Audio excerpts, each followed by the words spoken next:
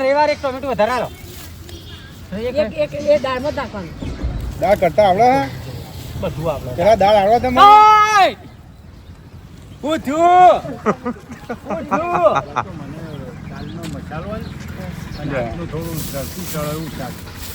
હા ગોડા ચમ કોનું ઓઢી લ્યા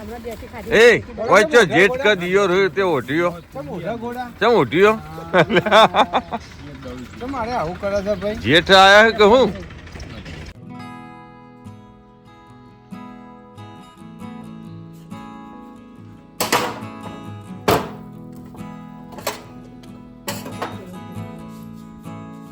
હેલો મિત્રો જય માતાજી તો આ વહેલી સવારે બ્લોગ સ્ટાર્ટ કર્યો આજે જવાનું અમારા તરફ ગામે જો કે પોણી વાળવાનું નેરનું અને બખનળીએથી પોણી અમારા આમાં ખેતરમાં તો બખનળીએથી ખાસી બધી મજૂરી પોકે તાણે પોણી ખેતરમાં આવે તો અમે જઈએ ને બખનળીઓ કઈ રીતે કરીએ પણ તમને બતાવીશું આજના બ્લોગમાં તો લેહડો પહેલાં જઈએ આપણે તરભ તો હવે આપણે આવી ગયા એરંડાના ખેતરે તો આ ખેતરમાં અમારે પાણી વાળવાનું ધરોઈનું તો અમે હેડ્યા ખેતરમાં બધું કમ્પ્લીટ કરી અને જવાનું કેનાલ ઉપર પાણી વાળવા માટે તો અમારા એરંડા તો આમાં આપણો નળીઓ ચાલુ કરવા જઈએ પહેલાં જો આ અમારા બાજુના ખેતરમાં વરિયાળીનું વાવેતર તો જો કે અત્યારે હાલ મૂળ બધવાનું કામ ચાલુ હો જો મસ્ત એવી વરિયાળી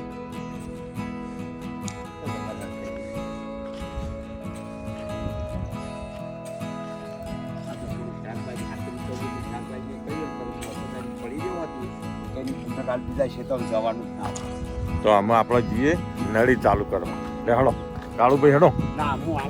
હેડો હેડો ના પણ મારવો કેમ માણસો ઘણા છે આજ અરે જોગ ને કોણ શું કરી રે એ હા રેડો તો કાવત પણ માણસો શું અને બધા ચાલુ કરવા નહીં હા એટલે હલાવું એટલે ચાલુ થઈ જાય નળી એ હા લાઈન ન ખાય નવી તો જો અમારી લાઈનના બાજુમાં બીજી લાઈન ન ખાય એ માણસો હોય એટલે આપણને ચાલુ કરાવશે એટલે મજૂરી ઓછી કરવી પડશે નેરમાં ઉતરવું એ નહીં પડે લગભગ તો અમે જઈએ જો નેરી મેન કેનાલ તરફ વાણીનાથ ભગવાનનું મંદિર જે આપણો અમે જે હાલ ખેતરમાં હેડી રહ્યા એ ખેતરમાં જમણવાર હતો જઈ સાલ જો વાણીનાથ ભગવાનનું મંદિર અમારા ખેતરના બાજુમાં જો આ ખેતરમાં જમણવાર હતો 22/2 જઈ સાલનો જે પ્રસંગ હતો ને એ પ્રસંગમાં આ જગ્યાએ અમે હેડી જગ્યાએ જમણવાર હતો આ સાલે કોઈક ઉજવવાનું કોઈક કરવાનું હો 22/2 આવે ને એટલે 12 મહિના પૂરા થાય એટલે તો આમાં આપણે જઈએ જલ્દી કેનાલ ઉપર હેડો પાણી વાળવા બોલ અમે આવી ગયા આપણે કેનાલ ઉપર જો અમારા નળીની અંદર આળો ભરવાનો હોજ કરવું પણ મોય ઉતરવું પડશે લ્યો પકડ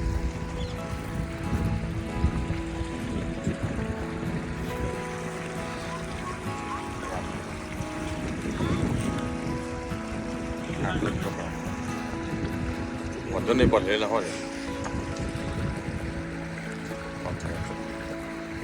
આમાં આપણું તરીકે હોય જો કે હોય આવો ભરાઈ ગયો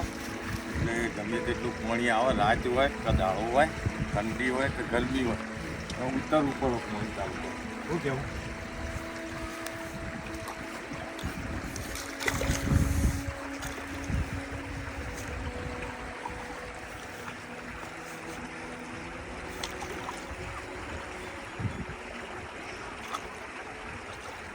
તો નહીં આવે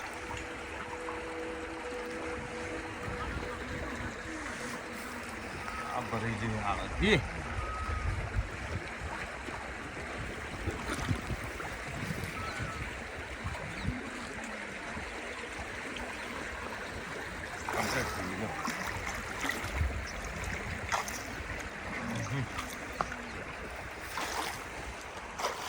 હા જો આમ ચાલુ કરી દીધી એક બંધ થઈ ગયેલી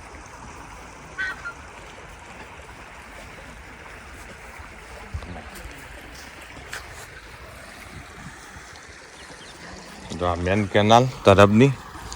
ધરોઈની તો અહીંયાથી પોણી આવે બખનળી દ્વારા કુંડીમાં જાય જો પેલી અને કુંડીમાંથી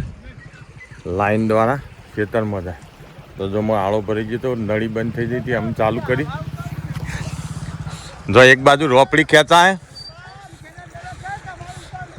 હમો રોપડી ખેંચો હિત જો તમાકુમાં રોપડી ખેંચાય એક બાજુ જો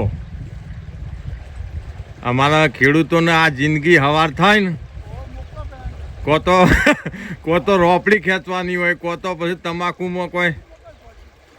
ગમે તે કોકના કોક કોમકાજ હોય જ ખેડૂતને ઘડી વાળે બેહવા તો મળે ના ભાઈ પોણી ના હોય તો કોઈ રોપડી ખેંચવાની હોય કોઈ ખાતર નાખવાનું હોય કોઈ ડોબું આવ્યું હોય તો ડોબું લઈને જવાનું હોય આ પછી નિહાળમાંથી સાહેબનો ફોન આવે નિહાળમાં જવું પડે એ આવા બધા કઠલા હોય કેટલાય તો જો આમાં આપણે નળી ચાલુ કરી અને જઈએ ખેતરમાં જાણો જોજે આવો ભાઈલું ના બે નહીં ચાલુ એક જ ચાલુ જો એક જ ચાલુ એક હલાવો એટલે ચાલુ થઈ જાય જોજે ચીમાં પોઈ નહીં આવતું ના નક તો હું ઉતરું લે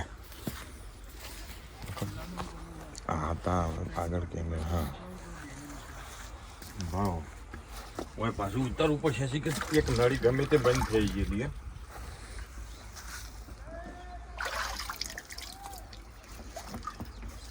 હા એ બંધ થઈ ગઈ જો આ એકલી ચાલુ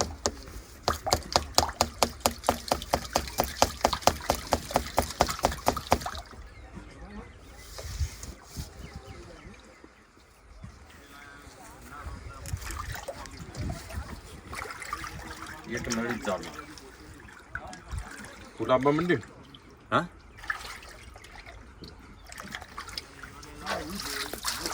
ના ચાલુ કરવું પડશે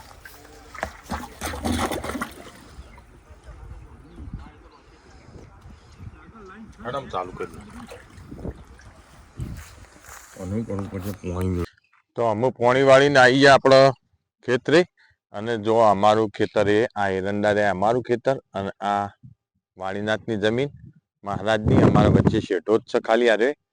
જો આ શેઢો પેલી બાજુ રહ્યું અમારું આટલાથી મહારાજની જમીન ચાલુ થાય વાણીનાથની તો જો એ રોજ અહીંયા ખેતરમાંથી જ અમને તો રોજ દર્શન થાય બળદેવગીરી બાપુનું સ્ટેચ્યુ અને હોમાં શિવધામ વાણીનાથ જો આ મેં જે જગ્યાએ ઉભા એ જગ્યાએ અહીંયા ચકડોળો હતી આ અમારા ખેતરના બાજુમાં આ ખેતરમાં ચકડોળો હતી અને આ ખેતરમાં જમણવાર હતો જો આટલો તો અમારે તો રોજ વાળીનાથનો દર્શન કાયમ સવારમાં વહેલા હોય ખેતરે આવીએ એટલે રોજ દર્શન તો થાય જ કારણ કે અહીંથી જ દર્શન થઈ જાય બાપાનો તો લેડો જઈએ એરંડોમાં પોણ જ કરવા